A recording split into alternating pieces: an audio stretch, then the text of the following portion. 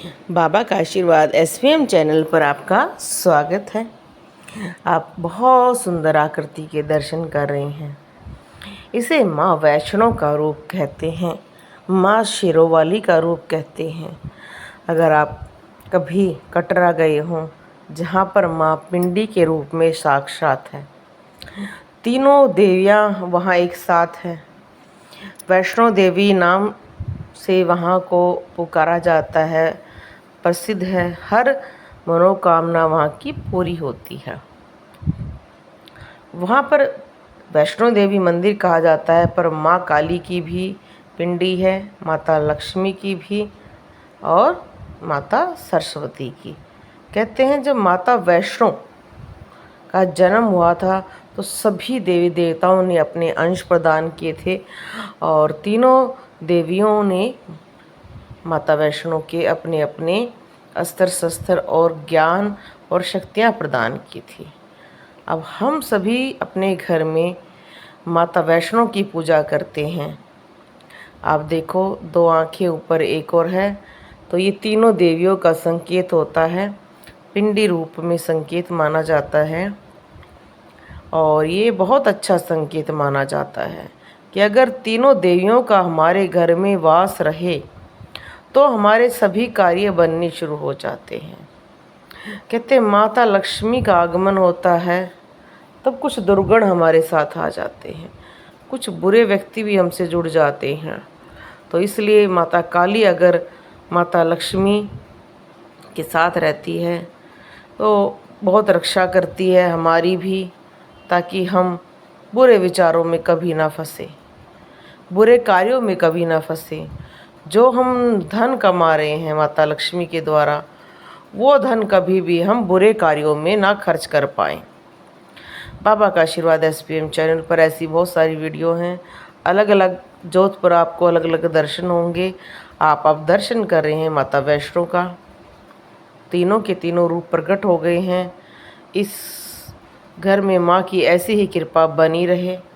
अब आपसे बात करते हैं कि ये क्यों बनती है और इसका क्या लाभ है, क्योंकि सबसे पहला प्रश्न यही आता है कि ये क्यों बनती है। क्योंकि इस घर में तीनों देवियों का वास हो गया है, तीनों का आशीर्वाद बन गया, तो तीनों ने अपना दर्शन दे दिया है।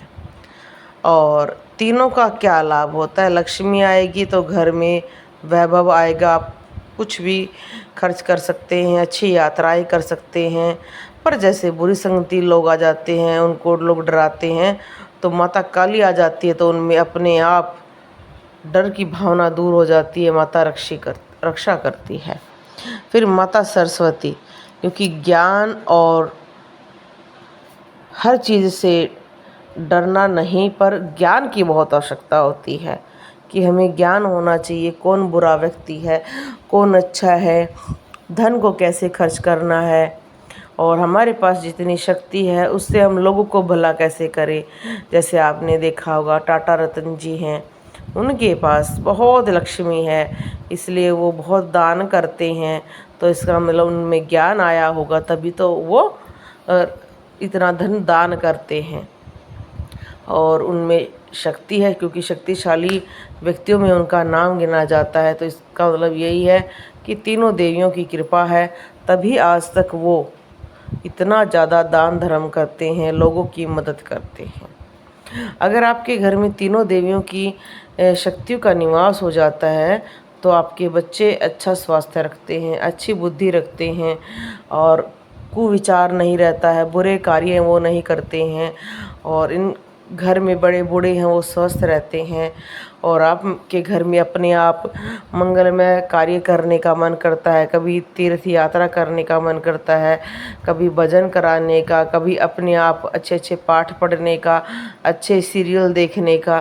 क्योंकि अब जितने सीरियल चलते हैं वो सारे सीरियल देखने लायक ही नहीं हैं। पर जब आप भक्ति में हो जाते हो तो अपने आप जो भक्ति वाले सीरियल आ रहे हैं उनको देखना पसंद करते हैं, अलग अलग चैनल देखना पसंद करते हैं, यूट्यूब पर भी जो आते हैं। तो दीपक में तीनों देवियों की आकृति हमें वैराग्य, सुख और शांति हर चीज़ प्रदान करती है। तीनों का तीनों रूप बहुत उत्तम माना जाता है। ये जीवन में आपको स्थिरता देती हैं, कॉन्फिडेंस देती हैं। आपको लगता है कि हाँ, अब मैं बहुत शांत रहता हूँ, क्योंकि मैंने बहुत सारे व्यक्तियों को देखा है, धन है पर शांति नहीं है, किसी के घर में शांति है, धन नहीं है, किसी के घर में बीमारी ज़्यादा है। तो जिनका ये रहता है कि घर में तीनों देवियों की शक्ति बनी रहती है, तो उनके घर में बीमारियां भी कम रहती हैं। अगर आपकी दीपक पर ऐसी आकृति बनती है, तो ये आकृति आपको लाभ देती है, जीवन में सफलताओं का मार्ग खोल देती है।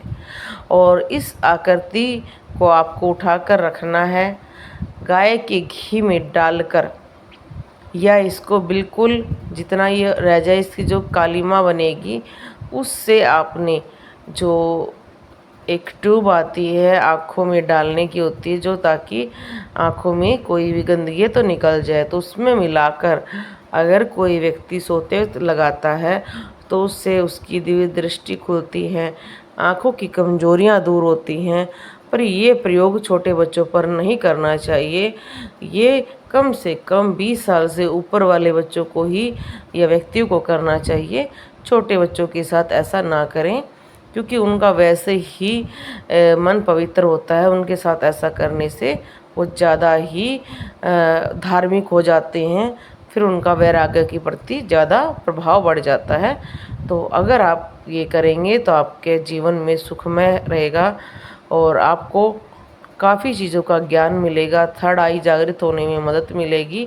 प्रयोग आपने अपने ही घर में करना है, किसी दूसरे के घर में नहीं करना। अगर आप कहीं गए हुए हैं तो आपने काजल नहीं डालनी है, अपने घर में ही करना है, लगातार करना है, माँ भगवती को याद करके। बोलो जय माता रानी की।